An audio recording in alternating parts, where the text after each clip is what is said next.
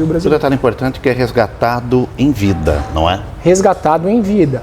Justamente por quê? Porque a gente se preocupa com o futuro do brasileiro. Apesar do valor ser de 1 milhão, o seguro de reposição de material seria $500 mil. O sistema imigratório dos Estados Unidos, existem mais de 180 tipos de vistos diferentes. Que acreditam que Miami, por ter se tornado uma Western Dubai,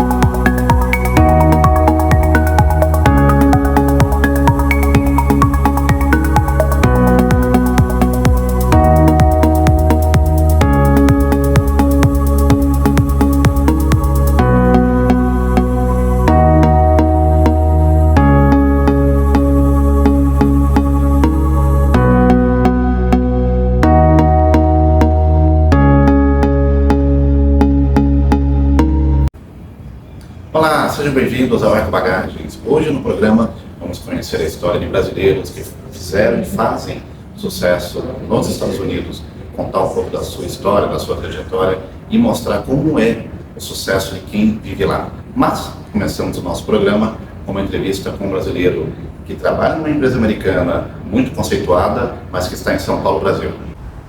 O Eco Bagagens no programa de hoje vem contar histórias de brasileiros que empreenderam com sucesso nos Estados Unidos.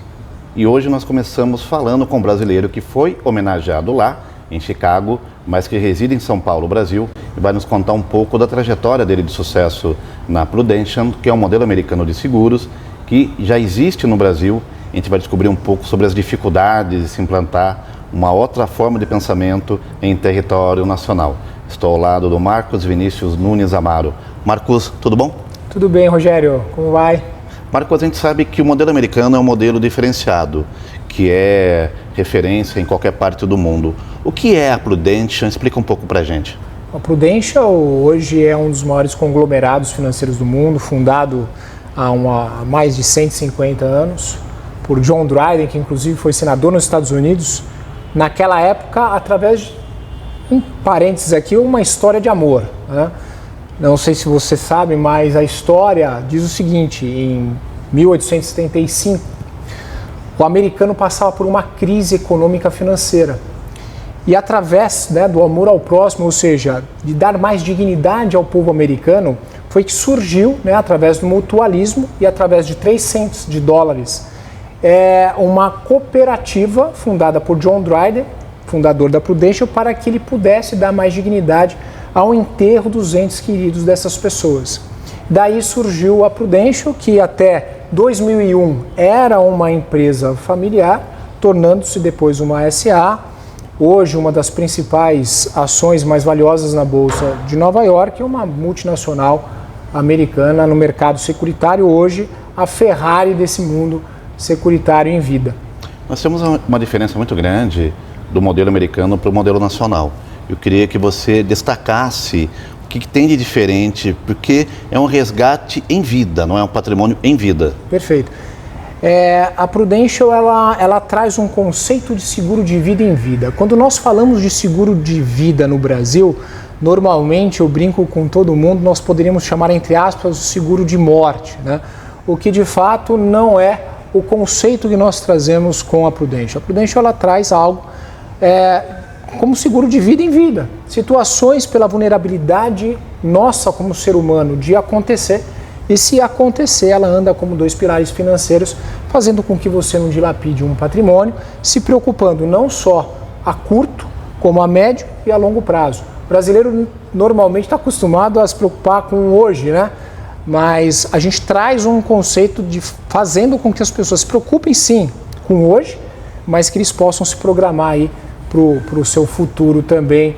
E claro, como você mesmo falou, além disso, das proteções que nós trazemos em vida para todos os nossos segurados, parte disso, ou boa parte disso, ou até mesmo tudo que a pessoa coloca hoje de capital dentro da Prudential, além das proteções que a gente traz, ele forma uma reserva financeira que corrige hoje a um índice de IPCA mais 3%. Fazendo com que, resumidamente, Rogério, a gente proteja o ser humano ao longo dessa fase vulnerável e crítica que nós temos, e ao mesmo tempo ele possa usufruir lá futuramente, a sua terceira idade, uma reserva financeira, né, através de um seguro que nós fornecemos no Brasil. Mesmo com todos esses benefícios, é fácil implantar a Prudential em Brasil? Porque a mentalidade do brasileiro falta muitas vezes conhecimento, a parte cultural atrapalha. Quais são os desafios? Bom, primeiro é a cultura, né? Que de fato, como eu te falei, o brasileiro não está acostumado com esse tipo de situação. O americano, ele nasce com isso. O americano, ao invés de comprar um imóvel, ele compra uma apólice de seguro de vida, onde 100% do dinheiro que ele coloca lá forma um capital para reserva financeira, seja para ele ou até mesmo para um projeto do filho.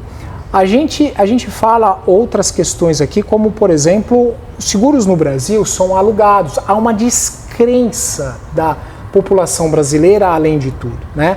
De que, poxa, eu não vou receber, pago por algo que eu não quero usar, né? Pago por algo que, além de não querer usar, eu também não vou receber, mediante uma série de problemas que poucos brasileiros conhecem. Então, nós, como Life Planners, a minha figura como Life Planner, um planejador de vidas aqui da Prudential, no Brasil, é procurar entender de forma personalizada o que cada ser humano precisa e levar para ele um seguro personalizado que faça sentido para ele, para a vida dele. Então, quando eu falo da descrença do povo, né, não é só cultural, é exatamente isso que acontece. Então, vamos te dar aqui alguns exemplos. Poucas pessoas conhecem a Lei 769 do Código Civil Brasileiro. O que diz essa lei? Se você fecha um seguro de vida em qualquer seguradora e agrava o risco, o que de fato é normal, por uma doença ou por qualquer coisa que seja, você obrigatoriamente deve se reportar à seguradora, e a seguradora ela tem por dois caminhos: ou ela cancela ou ela te sobretaxa, o que muitas poucas pessoas sabem. Então, quando acontece o sinistro, a seguradora muitas vezes não paga. Poxa, por que eu não recebi? Nós trazemos um outro conceito, um conceito de seguro vitalício. Hoje os seguros de vida no Brasil são alugados. Então, assim, o que traz o seguro de vida vitalício? Eu aprovo você pela sua saúde na entrada e você passa a ter um seguro pelo resto da sua vida enquanto você continuar pagando. Então, que de fato a gente acaba se diferenciando do artigo 769 do Código Civil Brasileiro. Um detalhe importante que é resgatado em vida, não é? Resgatado em vida. Justamente por quê? Porque a gente se preocupa com o futuro do brasileiro, a gente se preocupa com o futuro das pessoas. Então a Prudential, ela não se preocupa só no hoje em te proteger, mas principalmente aqui no Brasil, que nós não temos uma cultura e uma educação financeira muito boa, é realmente poder fazer com que o brasileiro possa poupar um pouco do seu dinheiro e possa usufruí-lo na sua terceira idade. Então, poxa, fazendo uma analogia com um carro, é como se você tem um seguro de carro, você amanhã faz comigo um seguro, daqui 10, 15, 20 anos você fala: Marcos, eu vou andar a pé ou de bicicleta na praia, quero cancelar o meu seguro. Eu falo: legal, passa aqui, pega um cheque com tudo que você pagou, corrigido IPCA mais 3%. Mas ao invés de fazer isso com o carro, que não existe no Brasil, eu faço isso com a sua vida. Outro ponto, saúde conta muito. Qual é o melhor momento? Às vezes as pessoas me perguntam de se fazer isso. É ontem, porque ontem você sabe que você está bem. Amanhã, você não sabe. Então, se a gente pode se planejar, se a gente pode transferir esse risco e de forma planejada e mais barata, por que eu vou deixar isso para depois, né? Então, para os riscos da vida a gente protege, para as coisas boas da vida a gente usufrui do nosso dinheiro. E é esse conceito que a gente tenta trazer para a população brasileira, e é através desse conceito que, como você mesmo falou, eu acabei recebendo premiação lá em Chicago e foi bacana. Aliás, vamos falar sobre isso. Como é que foi essa premiação, essa experiência? Olha, foi fantástico. Você trabalhar aqui no Brasil, na Prudential, você ir para lá como um Life Planner é muito diferente. Quando a gente fala aqui no Brasil, poxa, eu trabalho na Prudential, eu sou um Life Planner da Prudential, muitas pessoas aqui se perguntam: poxa, mas o que é isso, né? Agora, quando você vai para lá, poxa, a Prudential é gigantesca lá, né? Prédios gigantes. O trabalho na Prudential, poxa, então, para mim foi, assim, um dos primeiros prêmios que eu tive aqui dentro da Prudential, e poder comemorar lá, junto com toda a diretoria, vice-presidência, presidência, esse reconhecimento foi muito gratificante para mim. E é isso que me move todos os dias a fazer com paixão o que realmente eu faço, que é levar esse conceito para as pessoas. Para a gente finalizar, qual a diferença do reconhecimento americano para o reconhecimento brasileiro? Você trabalhou já em empresas aqui no Brasil. O que muda, Marcos? Resumidamente, ele instiga você ano a ano, dia a dia, a fazer mais, a querer mais, ir em busca de mais. Ser reconhecido lá pelo americano faz com que a gente se mova dia a dia a estar superando todos os desafios, os obstáculos que a vida nos impõe, pessoal, profissional, está buscando cada vez mais ser melhor do que nós fomos ontem, para que a gente possa, o ano que vem, estar usufruindo de novo de tal reconhecimento que é realmente fabuloso. Você poder viajar com seus amigos, com toda a diretoria da Prudential, são viagens internacionais, né? Como você mesmo falou, eu tinha reconhecimentos, mas aqui no Brasil, nunca tive reconhecimentos internacionais, então isso é muito legal. Além disso, a família inteira, o americano, ele prestigia as pessoas que não estão aqui nesse momento, mas que me dão uma força absurda para fazer o que eu faço todos os dias aqui. Acordar às 5 horas da manhã e ir até a noite. Que estão nos bastidores, como minha esposa e meus filhos, e que me dão muito apoio para que eu possa buscar isso. Porque, por exemplo, onde eu trabalhava, além do reconhecimento ser aqui, era o reconhecimento para minha empresa e para mim. E o americano faz questão de que eu leve a minha família, e isso não tem preço. Marcos, obrigado. Tá legal, obrigado, eu que agradeço, Rogério. E nós continuamos, Verbo Bagagens, falando ainda sobre seguros. Vamos conhecer um brasileiro que faz sucesso nesse ramo de atividade lá, em terras americanas. Olá, Rogério, tudo bom? Te agradeço pela oportunidade de explicar um pouco sobre os seguros aqui nos Estados Unidos.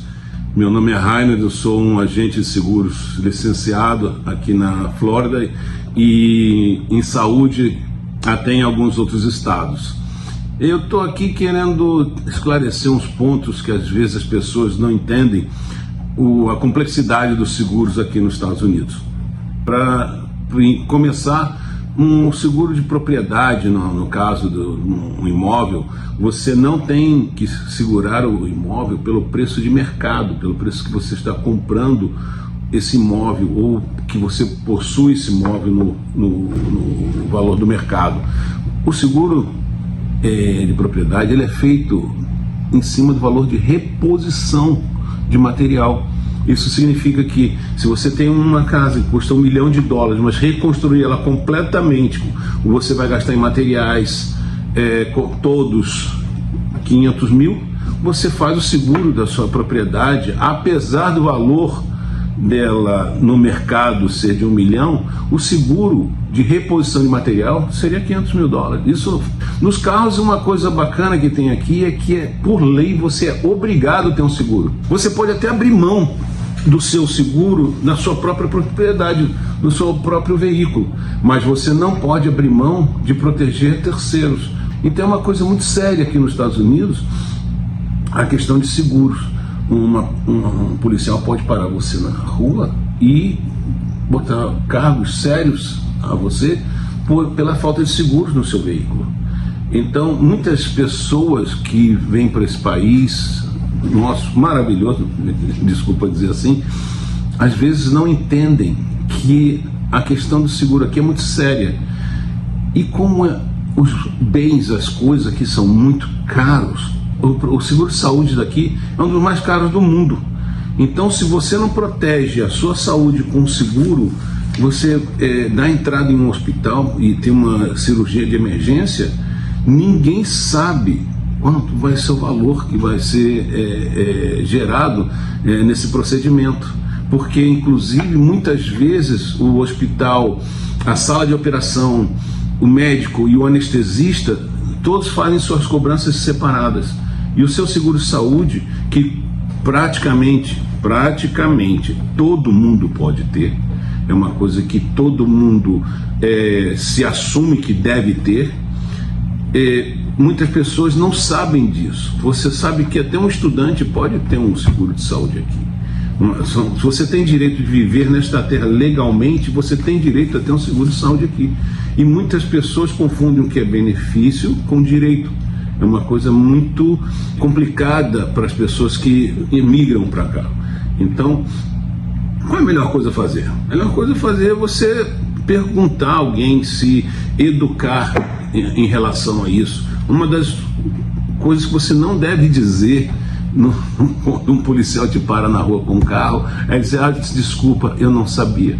Porque eu aprendi muito cedo nessa terra que ignorância não é inocência. Então não adianta você dizer que você não sabia, que você vai se tornar inocente.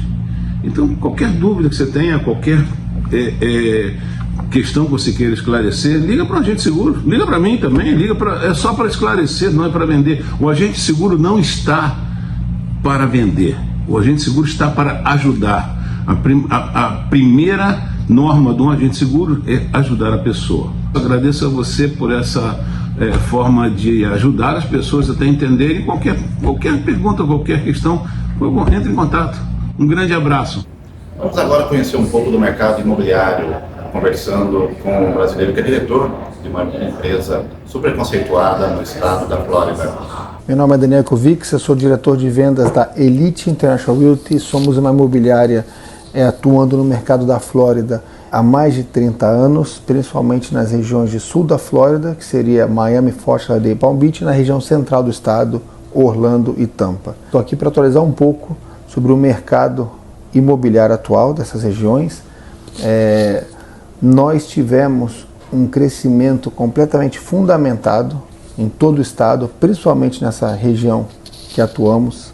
Isso tudo ocorreu devido a uma movimentação gigante de americanos vindo morar na Flórida durante a pandemia e principalmente no pós-pandemia.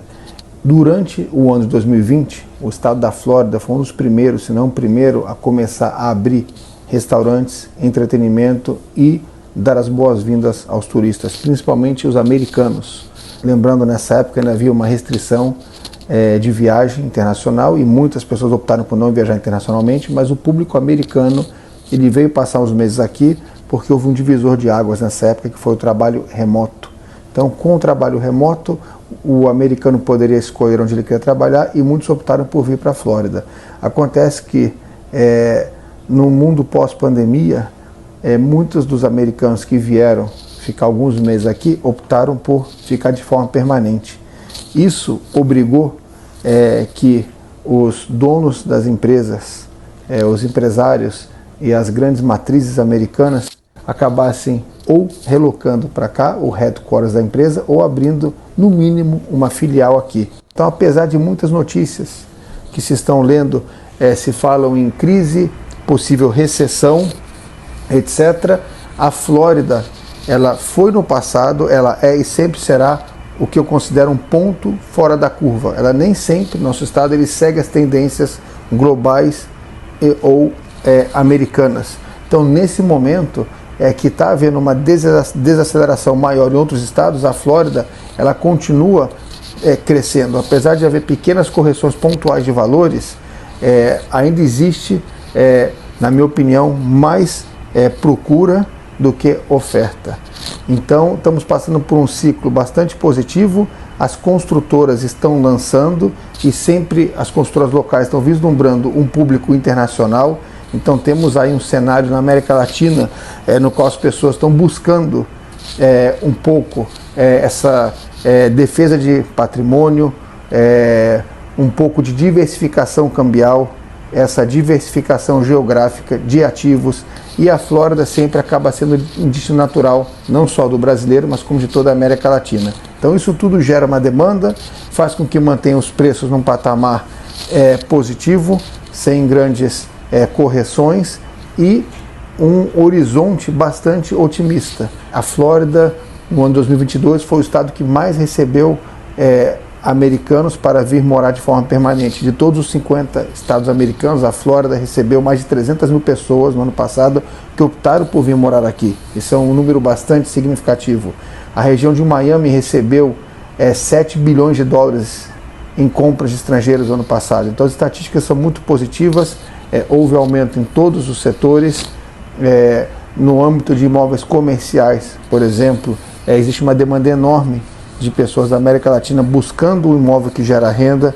Então tudo isso leva com que o nosso mercado, apesar de não estar crescendo na mesma velocidade que cresceu em 2021 ou até 2022, por exemplo, ela faz com que se mantenha, e o mais importante são crescimentos fundamentados.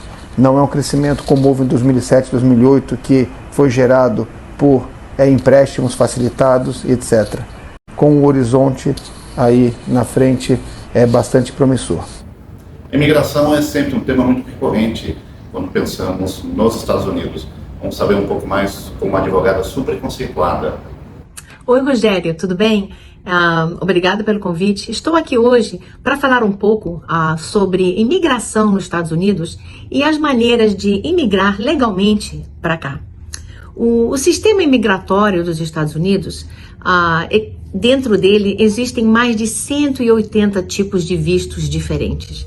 Então isso oferece uma grande oportunidade e possibilidade para a pessoa que tenha um plano imigratório poder traçar esse plano de uma forma correta. Existem vistos de trabalho, vistos de investidor e vistos que focam nas habilidades das pessoas.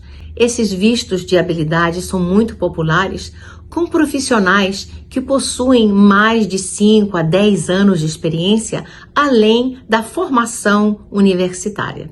Os vistos de investidores também são muito populares com empreendedores que já têm um passado, já têm uma empresa, já sabem o mundo de como empreender e querem vir para cá para dar seguimento a essa carreira de empreendedor. Então existem vários tipos de vistos também na área de investimento. Existem também vistos que são reservados para pessoas que possuem uma certa cidadania, como a cidadania europeia, alguns países da América Latina. Infelizmente o Brasil não é um deles, porém muitos brasileiros possuem outra cidadania europeia, como a italiana, espanhola e agora Portugal foi adicionado a essa lista. O que nunca é aconselhado é a pessoa tentar emigrar de uma forma ilegal ou incorreta. Por exemplo, atualmente estamos tendo aqui nos Estados Unidos uma grande polêmica, um caos na fronteira devido a pessoas que cruzam a fronteira do sul dos Estados Unidos para entrar aqui de uma forma incorreta. Isso jamais deve ser feito, não é um planejamento que deve nem passar pelo pensamento de alguém, porque fazendo isso, além de ser contra a lei, é sumamente perigoso e não vai te dar o resultado de uma residência permanente e legal nos Estados Unidos. Então, para quem está querendo ou pensando em migrar para cá, busquem a assistência de um advogado ou advogada de imigração experiente que possa traçar junto com você esse trajeto, esse planejamento imigratório para você, para sua família ou para sua empresa. Existem inúmeros vistos, inúmeras possibilidades. Tem algo para quase todo mundo. Lógico, vai ter um percentual de pessoas que não vão poder fazer, vão ter que esperar ou melhorar o planejamento deles, ou estudar um pouco mais, ou ter mais um pouco de experiência. Mas, na totalidade, as oportunidades de migrar para os Estados Unidos são reais e são possíveis. Resta ter um planejamento, um pensamento positivo, realista, pé no chão e ter a assessoria de um escritório de advocacia que possa te acompanhar e te dar os conselhos legais. Estamos aqui na DM Visa Law prontos para dar essa assistência e será o nosso prazer atender as pessoas. Obrigado pelo convite e tenha um excelente dia. Empreender nos Estados Unidos é sempre um desafio mas o brasileiro tem capacidade de conseguir se superar. Vamos falar um pouco sobre isso com o CEO e empresário brasileiro que reside lá. Olá, Rogério. Obrigado pelo convite. Meu nome é Conrado, empresário aqui em Miami. O tema sugerido por vocês realmente é muito interessante. Miami vem vivendo uma fase bem curiosa durante e depois da pandemia. Houve uma mudança demográfica muito grande, criando, obviamente, uma demanda por moradia, por real estate, por imóveis. E durante a pandemia, as construções pararam, por 2 anos e meio, praticamente, criando-se um vácuo, um short inventory, uma falta de inventário na construção civil. Em paralelo, Miami vem vivendo já há vários mandatos de governadores, de prefeitos, de congressistas muito bem alinhados, que fizeram um excelente trabalho. Isso trouxe também um grande progresso para Miami. A Flórida foi um dos estados que agiu com mais inteligência e flexibilidade com os protocolos durante a pandemia, fazendo desse estado o único nos Estados Unidos inteiro, dentre 50 estados, que não sofreu nada pós-pandemia. Ao contrário, vem crescendo a 2 dígitos. Então, isso tudo, essas situações todas que modificaram o cenário todo aqui no sul da Flórida, fizeram de Miami não mais aquela cidade onde as pessoas pensam, não vou lá para tirar umas férias. Hoje Miami oferece um leque de oportunidades imenso, de lazer, de eventos culturais, o Art Basel, restaurantes em profusão, Fórmula 1 teve ano passado, Então hoje em dia Miami é uma cidade que oferece tanto quanto uma Nova York e em franca expansão e crescimento. O que aconteceu ano passado, foi um ano que começou muito forte em investimento, em construção. Teve no início ali essa tragédia da guerra da Ucrânia, que abalou um pouco os mercados, depois houve uma recuperação em ritmo intenso, ao ponto do governo chegar à conclusão que precisava aumentar a taxa básica de juros, que aí no Brasil nós chamamos de Selic, para conter a inflação, cujo maior motivador era justamente a construção civil. Então isso deu uma freada um pouco no ritmo no último quarto trimestre do ano passado. Associado ao fato de que existe uma corrente de banqueiros, analistas de mercado, corretores, que acreditam numa possível diminuição no preço dos imóveis com consequente ajuste de inventário. Por outro lado, existe uma outra corrente também de banqueiros, de investidores, de corretores, que acreditam que Miami, por ter se tornado essa Dubai do Oeste, uma Western Dubai, com tudo que vem oferecendo, com todas as mudanças que teve no seu perfil como cidade, acreditam que não, que esses preços não mudarão. Então o que acontece? Os investidores, tendo crise ou não, o mercado mudando bruscamente ou não, o dinheiro continua lá, o dinheiro não desaparece, obviamente, mas faz com que esse pessoal dê uma freada nas suas ambições, esperando analisar o que vai acontecer ou não. Minha conclusão, eu realmente acredito que Miami jamais retrocederá.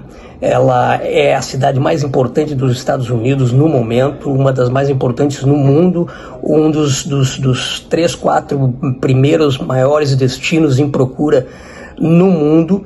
Eu realmente acredito que transformou-se numa Western Dubai, e investimento em imóveis não se erra nunca, não se perde nunca. Então, o meu conselho para brasileiros que pensam em investir nesse tipo de coisa, o sul da Flórida, sem dúvida nenhuma, é o lugar certo e é um lugar que vai continuar crescendo aí pelos próximos 10 anos ou mais. Agradeço muito o espaço que vocês me deram. Uma excelente semana para todos vocês. Um grande abraço. Chegamos ao final do Eco Bagagens de hoje. Agradeço a audiência de todos e convido você a estar conosco no nosso próximo encontro.